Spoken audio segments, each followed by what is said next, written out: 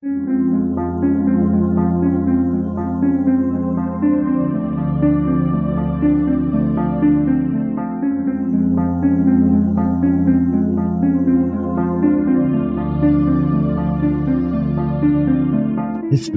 tells the story of the world and of our lives.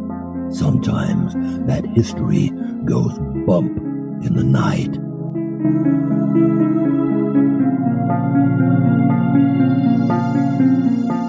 Broadcasting from the center of oddity and the supernatural in Central Florida, it's the History Goes Bump podcast. Hello, you spooktacular people. Welcome to History Goes Bump Redux. I am your host, Diane. And this is Kelly. Kelly, on this Redux, we're going way back. We did the Poe show for episode number 3. It was a kind of glance over Edgar Allan Poe's life and some of the places that he might be haunting, but it wasn't as thorough as we do things now. Right. Very light in nature. It's high time that we do Poe the right way. So on this Redux, we're doing the life and afterlife of Edgar Allan Poe. Are you ready to go back? I'm ready.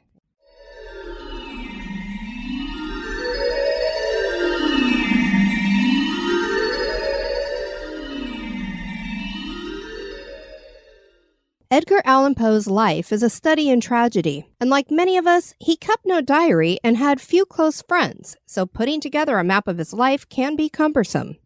He was one of the greatest writers of all time, able to cross all genres.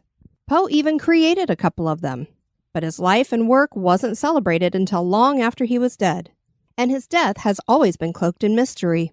Perhaps that is why his spirit is at unrest and reputedly haunts various locations connected to his life.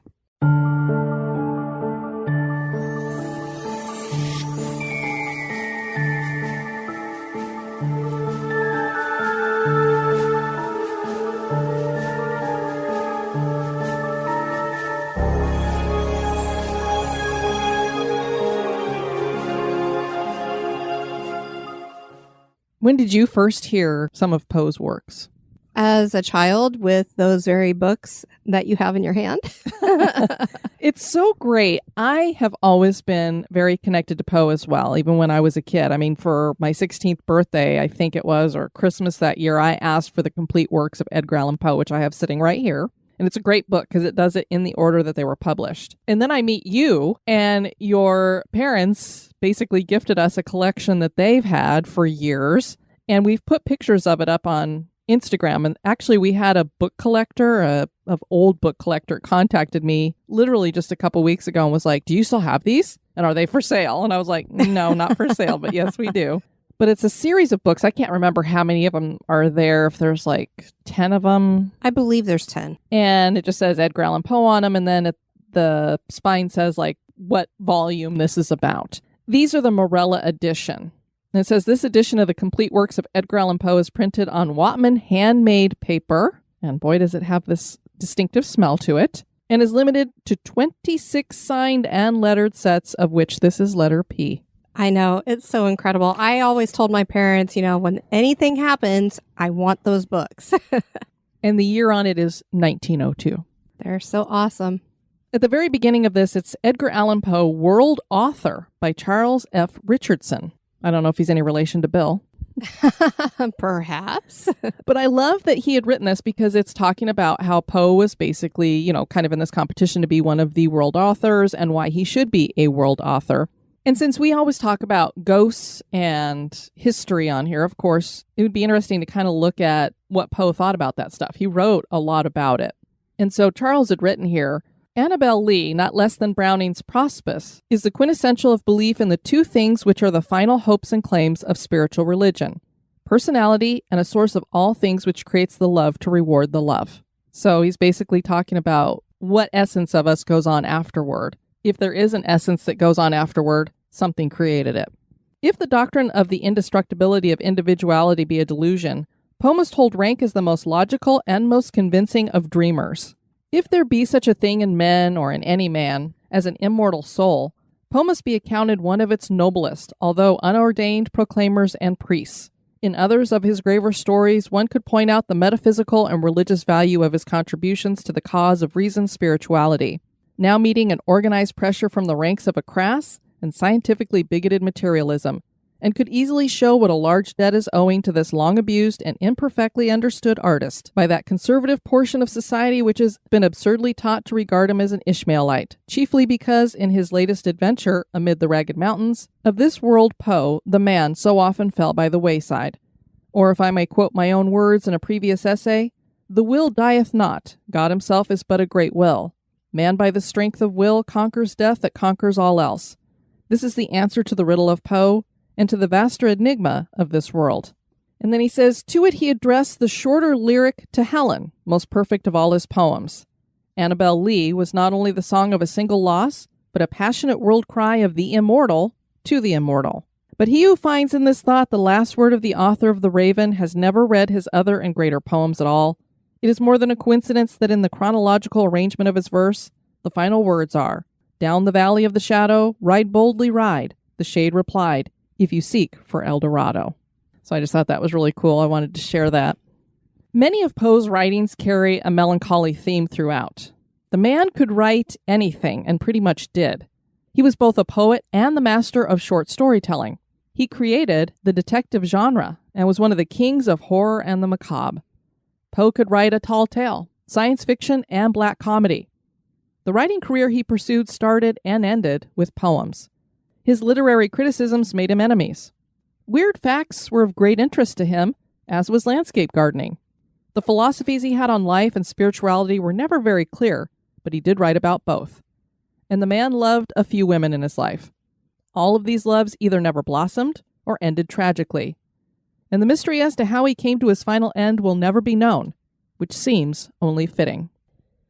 Poe was born in the city of Boston on January 19, 1809, to parents that he would never really know because his mother, English actress Elizabeth Arnold Hopkins, died before he was 3 years of age on December 8, 1811. His father, Irish-American actor David Poe Jr., was a horrible drunk and is believed to have died a few days after his wife from consumption. Edgar was an orphan, but not alone. He had a sister named Rosalie, who was born a year after him. The siblings were taken in by family friends named Mr. and Mrs. Luke Usher. The fire at Richmond Theater on December 26, 1811, left many children orphaned, and so as children were being distributed to families, Edgar and Rosalie were included. Rosalie went to Mr. and Mrs. William Mackenzie, and Edgar went to John and Frances Allen. John was a Scottish merchant, and he owned a store with a partner. The Allens lived above it and had Edgar baptized with the name Edgar Allan Poe. The store made the Allens very well off, and it was said that Edgar was spoiled. John decided to go to England to establish another branch of his business, and the family lived there from 1815 to 1820. They returned to America and lived in Richmond, Virginia. Poe had a friend named Robert Stannard when he was 14 years old. Robert's mother was Jane Stith Stannard, and she formed a special bond with Edgar. He called her Helen, and he eventually wrote the poem To Helen for her. She provided a sympathetic ear for him and comforted him often, and Poe said that he wrote the poem in his, quote, passionate boyhood to the first purely ideal love of my soul. I'm going to share that with everyone here really quick. Helen, thy beauty is to me like those Nicean barks of yore, that gently over a perfumed sea the weary wayworn wanderer bore to his own native shore. O desperate seas long wont to roam, thy hyacinth hair, thy classic face, thy naiad airs have brought me home to the glory that was Greece and the grandeur that was Rome. Lo, in that little window niche, how statue-like I see thee stand, the folded scroll within thy hand, a Psyche from the regions which are holy land. The Helen here is alluding to Helen of Troy, and he's comparing Stannard to her. So you can kind of see what he thought about her. So I think there was more than just maybe a mother figure for him. He might have had a little bit of love there for her. Unfortunately, she was not the healthiest woman physically or mentally, and she became ill in the spring of 1824. It was said that she died on April 28th with her mind totally deranged, is how she was described. So I'm not sure what she was sick from, but it clearly affected her mentally as well. Poe was sent to the finest schools, and he did very well academically. In 1825, Poe fell in love with Sarah Elmira Royster, the daughter of a neighbor. Shortly thereafter, they were engaged without parental approval. Poe entered the University of Virginia at Charlottesville in 1826. There he continued gambling and drinking, losing $2,000. He wrote to Elmira Royster while away, but unbeknownst to him, she only received one. Her father intercepted the rest. Thus, when Edgar returned to Richmond, he found her engaged to another man. Poe came to John about his debts, and his foster father refused to help him out. The debts kept Poe from returning to school. The relationship between John and Poe would never recover. He fled to Boston, tried to become a poet, failed, and joined the army. He enlisted under the name Edgar A. Perry and claimed to be 22 years old rather than his real age of 18, and he was stationed at Fort Independence in Boston Harbor. He managed to get a small book of verse, Tamerlane and Other Poems, published at this time, though without great success. On October 31st, 1827, Poe was transferred to Fort Moultrie at Charleston, South Carolina. He served for 13 months there. While there, Poe fell in love with a woman named Anna Ravenel, and some people believe that the poem Annabel Lee was written about her. Scholars don't support this, but Mike Brown from Pleasing Terrors does, and he's the one that brought it to our attention. He talks about it on his ghost tour that he does there, and he also did, I believe, a couple of episodes about it on his podcast, too. And most Charlestonians believe this to be true. Legend claims that Anna Ravenel was 14 years old when she met an 18-year-old man serving at Fort Moultrie. Her father didn't approve and tried to keep the two apart. Apparently, she was already promised to somebody else, so he didn't want this soldier or nobody hanging out with his daughter. But they would sneak away together often. Poe was transferred, and Anna became ill and died. She was buried in an unmarked grave in the Unitarian Church graveyard and is said to haunt it because she is looking for her long-lost love. Her full-bodied apparition is seen sometimes near an unmarked grave. A man named William wrote in 2014, "I used to live in a house behind this graveyard. One night, late at night, I went outside to take some trash out and saw a young woman in a white dress at the iron gate on Jacob's Alley. I thought it was really strange and started approaching to get a better view of what was going on. As I got closer, I realized the girl was actually inside the gate as opposed to outside, as I had originally thought, and her back was turned to me. Even though I'm sure it was a ghost, I don't really believe in ghosts, so I'm somewhat conflicted about what I saw with my own eyes, since the graveyard was most certainly closed at that time. She didn't disappear or attempt to move as I approached, and I was sure to make noise to see if the person would run or seek help. That said, I oddly did not feel any fear and did not sense that whatever it was there to harm anyone. I am from Virginia and live on the same street as Poe's wife's home and felt this was just too weird not to give my 2 cents. I had no idea about the Annabel Lee connection or why I waited so long to look into any past ghost sightings at that graveyard, because I've told the story many times and always felt a little ridiculous telling it." Goodness. And I know when Mike is on his ghost tours and you stand outside of that gate and he's telling the story about Anna and how she could have been Annabel Lee and how she haunts the place. Her dad, according to the legend, when Poe came back, he had heard from her sister that she was ill, so he tried to get back before she passed away.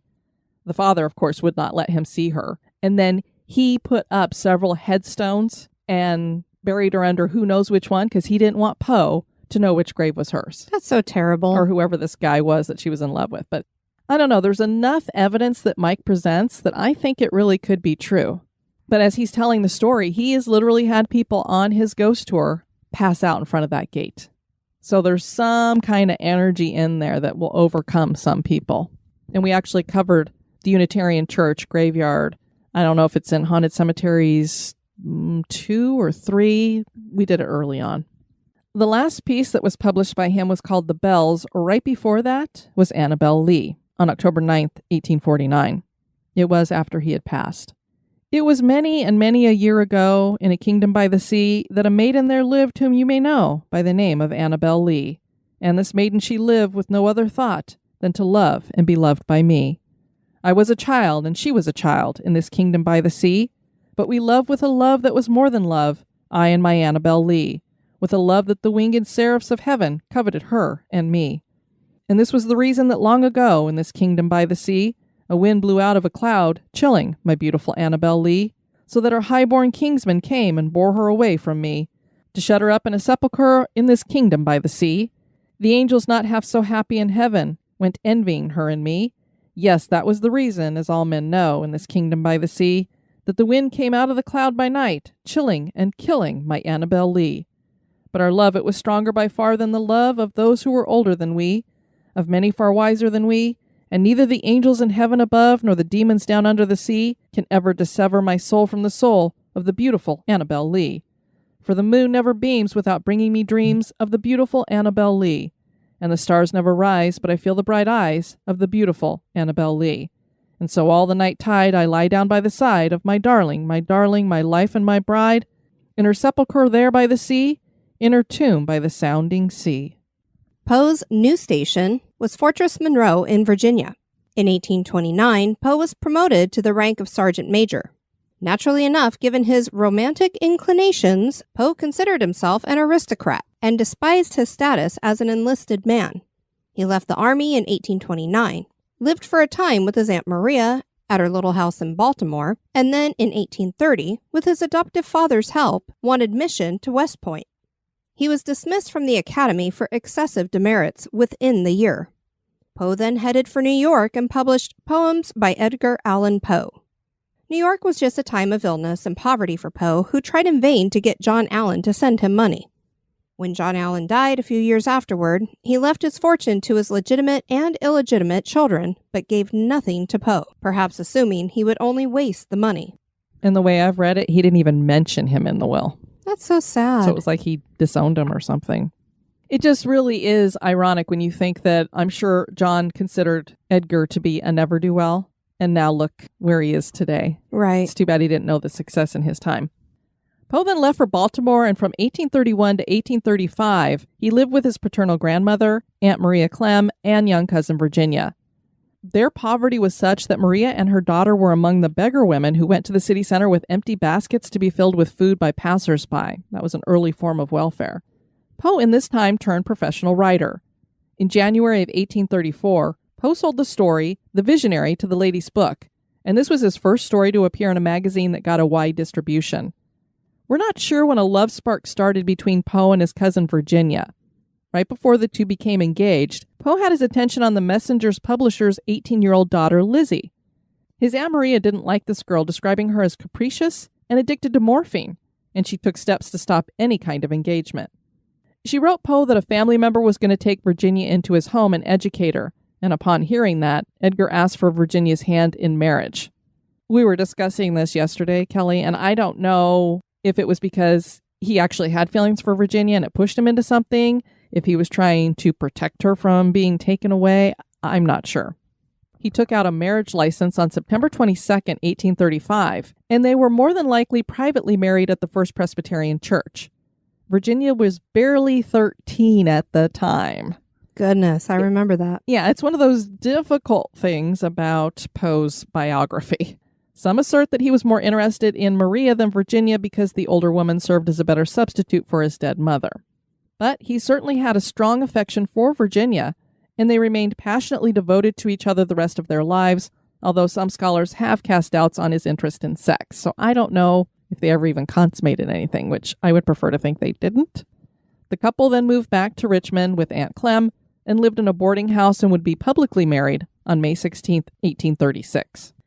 Poe worked as an editor in Virginia, but by 1837, he had quit his job and brought his family to New York, where they only lived for a year. After that, they moved to Philadelphia, and Poe became assistant editor of Gentleman's Magazine and enjoyed the most prosperous time in his life, although there were reportedly times they subsisted on molasses and bread for weeks. Ugh. Yeah, I'm not a fan of molasses. No. He published a number of works, including Tales of the Grotesque and The Prose Romances of Edgar A. Poe, and became editor of Graham's Magazine. Poe also worked for a time with an Englishman printer named James Petter, who said of Poe, "the most gentlemanly young man he ever saw, but so temperamental that he feared Poe might end his days in a madhouse." I think he had him pegged pretty good. Yeah, sounds like it. In January of 1842, Virginia Poe burst a blood vessel while singing, and this would begin her decline in health. During this year, Poe published Life and Death, the first version of The Oval Portrait, The Mask of the Red Death, The Pit and the Pendulum, The Mystery of Marie Roget, a long study of the mysterious death of a cigar girl, Mary Rogers, in New York in the previous year, The Black Cat, and The Gold Bug. And now a little break for a word about one of our sponsors.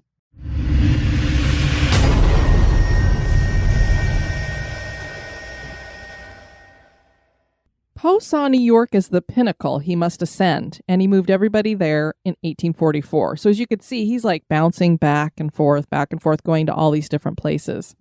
He took a job with the New York Evening Mirror, which published his first renowned poem, The Raven, the next January. It was a big hit, but brought little financial reward to Poe. Switching to the Broadway Journal, he quickly became its editor and proprietor, but ran out of money and lost the publication. Virginia started coughing up blood at this time, and she rapidly lost what little health she had. She died on January 30th, 1847. Her funeral was on February 2nd, and Poe wrote the poem Deep in Earth right after that. It simply reads, "Deep in earth my love is lying, and I must weep alone." Desperately unhappy and lonely, Poe thereafter succumbed to violent drinking binges and at one point attempted suicide. A friend had said that Poe seemed to care little if he lived a day or a year. But he also maintained periods of sobriety. He supported himself with writing and lectures and threw himself at an assortment of women. Poe first crossed paths with an American poet, transcendentalist, and spiritualist named Sarah Helen Whitman in July of 1845, but things didn't fire up romantically for the two until she wrote a tribute poem to him for a friend's Valentine party in 1848. Poe responded with his own poem, and he went to see her in Providence in September, attempting suicide along the way. He took 2 doses of laudanum, and when he arrived in Boston, he was close to death. Here is the to Helen that he wrote to Helen Whitman. "I saw thee once only years ago. I must not say how many, but not many. It was a July midnight, and from out a full-orbed moon that, like thine own soul, soaring, sought a precipitant pathway up through heaven. There fell a silvery silken veil of light, with quietude and sultriness and slumber. Upon the upturned faces of 1,000, roses that grew in an enchanted garden, where no wind dared to stir unless on tiptoe, fell on the upturned faces of these roses, that gave out in return for the love light their odorous souls in an ecstatic death, fell on the upturned faces of these roses, that smiled and died in this patcher, enchanted by thee and by the poetry of thy presence. Clad all in white upon a violet bank, I see thee half reclining, while the moon fell on the upturned faces of the roses, and on thine own upturned, alas, in sorrow. Was it not fate that on this July midnight, was it not fate, whose name is also sorrow, that bade me pause before that garden gate, to breathe the incense of those slumbering roses? No footsteps stirred, the hated world all slept, save only thee and me, O heaven, O God. How my heart beats in coupling those 2 words. Save only thee and me, I paused, I looked, and in an instant all things disappeared. Ah, bear in mind this garden was enchanted. The pearly luster of the moon went out, the mossy banks and the meandering paths. The happy flowers and the repining trees were seen no more, the very roses' odors died in the arms of the adoring airs. All expired save thee, save less than thou, save only the divine light in thine eyes, save but the soul in thine uplifted eyes. I saw but them, they were the world to me. I saw but them, saw only them for hours. Saw only them until the moon went down. What wild heart history seemed to lie enwritten upon those crystalline celestial spheres. How dark a woe, yet how sublime a hope. How silently serene a sea of pride. How daring an ambition, yet how deep. How fathomless a capacity for love. But now at length, dear Diane, sank from sight into a western couch of thunder cloud, and thou, a ghost amid the entombing trees, didst glide away. Only thine eyes remained. They would not go, they never yet have gone, lighting my lonely pathway home that night. They have not left me as my hopes have since. They follow me, they lead me through the years. They are my ministers, yet I their slave. Their office is to illuminate and enkindle, my duty to be saved by their bright light, and purified in their electric fire, and sanctified in their Elysian fire. They fill my soul with beauty, which is hope, and are far up in heaven the stars I kneel to in the sad, silent watches of my night, while even in the meridian glare of day I see them still, 2 sweetly scintillant Venuses extinguished by the sun. They wrote each other often and became engaged, with Poe promising to stay sober through the engagement. The promise only lasted a few days, and soon it was found out that Poe was also pursuing a woman named Annie Richmond and his childhood sweetheart, Sarah Elmira Royster. Whitman called off the engagement. Elmira was widowed with 2 children when she saw Poe again. Their affection rekindled, but she was not eager to become engaged, as her husband's will stipulated that she would lose 3/4 of the estate if she remarried. Oh my goodness, What that's a terrible. jerk. Don't ever marry anyone again. She also had heard the rumors about Poe's drinking and encouraged him to join the local temperance movement in Baltimore. It's believed the couple came to some kind of agreement but had no opportunity to marry because of Poe's death. Poe left her in Richmond on September 27, 1849, and Elmira wrote, "He came up to my house on the evening of the 26th of September to take leave of me. He was very sad and complained of being quite sick. I felt so wretched about him all of that night that I went up early the next morning to inquire about him when, much to my regret, he had left in the boat for Baltimore." She would go on to never speak of Poe or their relationship and lived as a recluse. October 3rd, 1849, was Election Day in Baltimore. Poe was found laying in a gutter by a man named Joseph Walker outside a polling place and tavern called Gunner's Hall at 44 Lombard Street, wearing someone else's clothes. Walker summoned Dr. Joseph Evans Snodgrass, who was joined by Poe's uncle via marriage, Henry Herring, and they took Poe by carriage to Washington Hospital, where the doctors couldn't figure out what was wrong with the writer. He was comatose and delirious for much of the time, but was occasionally lucid before he died on October 7th at the age of 40. Just prior to his death, Dr. John Moran's wife sat with Poe, and he asked her if there was hope for him in the next world, and she said yes and read to him John 14 from the Bible.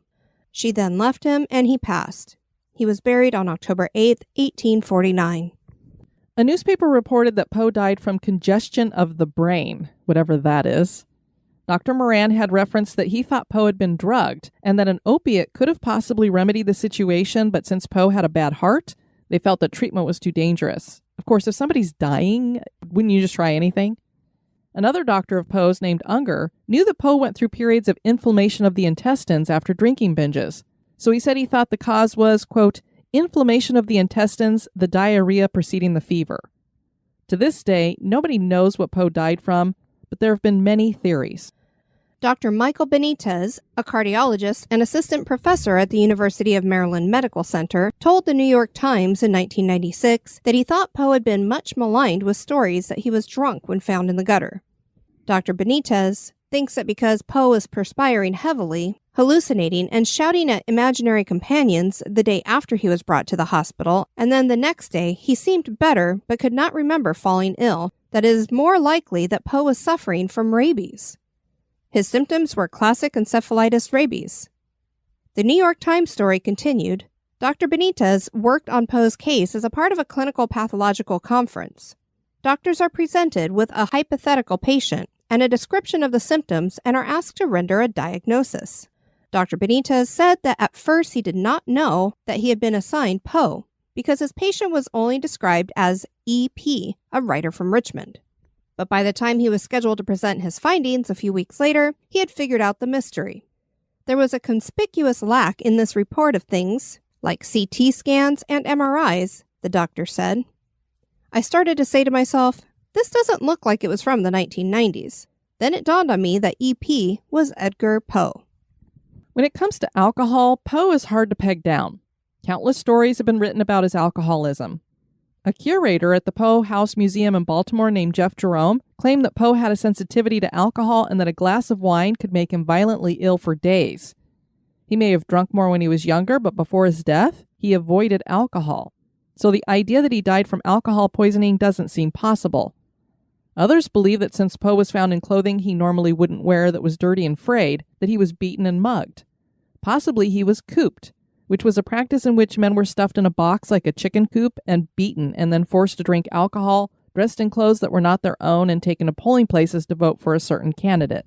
Oh, my word. So if he was given this alcohol and he had this allergy that would make him violently ill for days, maybe they'd given him too much and he was really having an overreaction to that.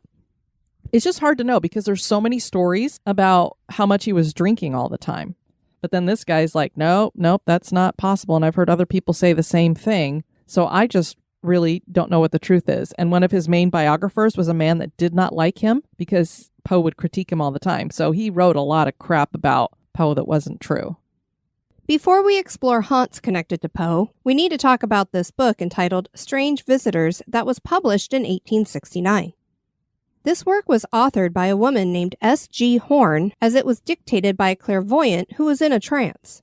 The volume claims to have works dictated after death by authors like Washington Irving, Nathaniel Hawthorne, and Edgar Allan Poe. Poe's contribution was a poem called The Lost Soul.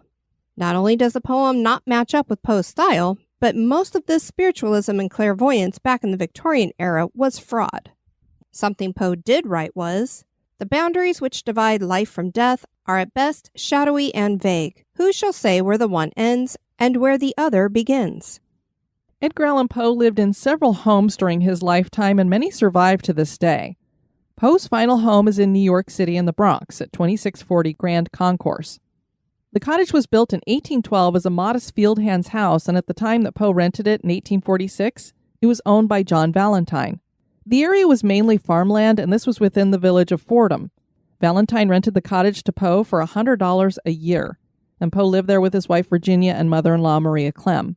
Virginia died in the house in 1847, and Maria Clem eventually moved out in October 1849 after Poe's death. The works Cask of Amontillado, The Bells, and Annabel Lee were all written here. Some furnishings in the cottage belong to Poe, including a rocking chair and mirror.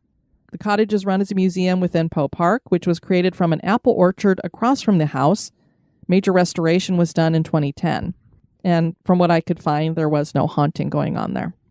The last home he rented in Philadelphia is preserved by the National Park Service and is known as the Edgar Allan Poe National Historic Site. Poe spent 6 years in Philadelphia and lived in this house from 1843 to 1844, and these were said to be his happiest and most productive. The Black Cat was written in this house, and the basement described in it is very similar to the one here. It is within a wall of the basement that the narrator of the story conceals the body of his wife, whom he has murdered. He doesn't realize that he also walled up a living cat. When the police come to investigate, they hear shrieking from within the wall and discover the corpse and the living black cat. The oldest home in Richmond, Virginia serves as a Poe museum, although Poe never lived in the building. The museum opened in 1922 and holds many of his personal belongings, original writings, and memorabilia. The old stone house was built in 1740 and was built by German immigrant Jacob Egge. The Marquis de Lafayette visited the Egge house in 1824 and was accompanied by the Junior Corps of Riflemen, and a 15-year-old Poe was one of those members. So Poe had been in the house once. Side note, Lafayette had been friends with Poe's grandfather and visited his grave on this visit. Thought that was kind of a cool fun fact. It is possible that he is attached to some of the artifacts in the museum, as some claim his spirit visits the house, usually showing up as a dark shadow. That shadow is physically seen and has been captured in photos. The courtyard behind the house seems to be his favorite spot, and he has an affinity for a hand mirror that had belonged to Virginia. The spirits of the two Egge children are said to be here as well. Typically, ghostly activities are footsteps, the noise of slamming doors, even though many of the doors have been removed, so I don't know how they're making that noise. Interesting. And voices caught on EVP. One bizarre story claims that a box of Poe bobbleheads was unpacked and the figurines were put up on a shelf without triggering the security system. None of the staff said they had emptied the box. Maybe Poe wasn't fond of the bobbleheads, or maybe he was. I don't know. Very bizarre. Baltimore is home to the Edgar Allan Poe House and Museum. Poe lived in this brick 2-story house from 1833 to 1835 with his aunt, grandmother, and 2 cousins.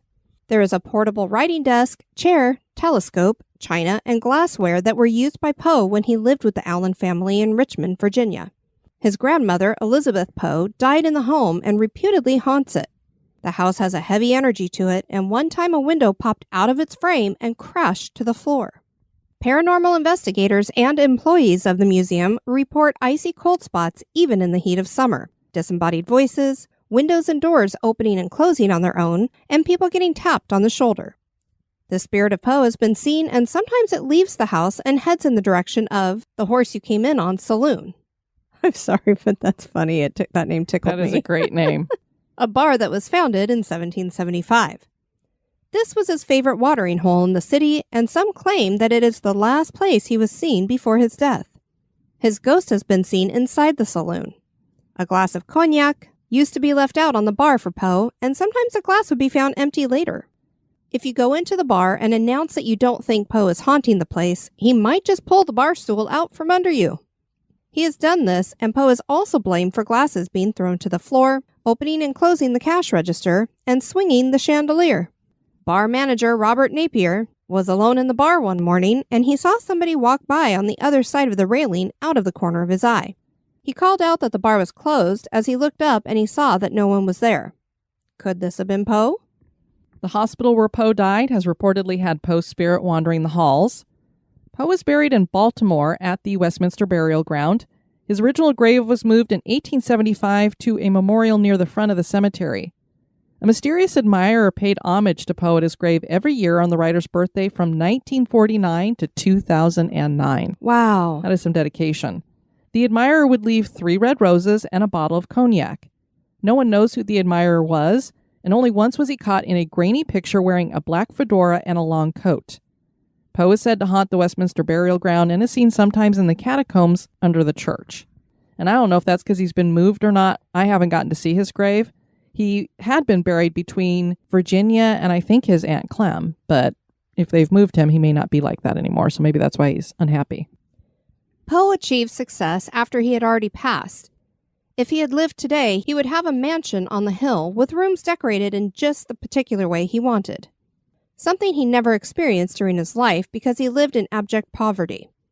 Whether that was due to his own hand of mismanaging money or because he wasn't as appreciated during his time is a matter for the experts to argue about. For us, Poe was a true master, and it would only be fitting that a master of the macabre would be wandering in spirit in the afterlife. Does the ghost of Poe hang out in these locations?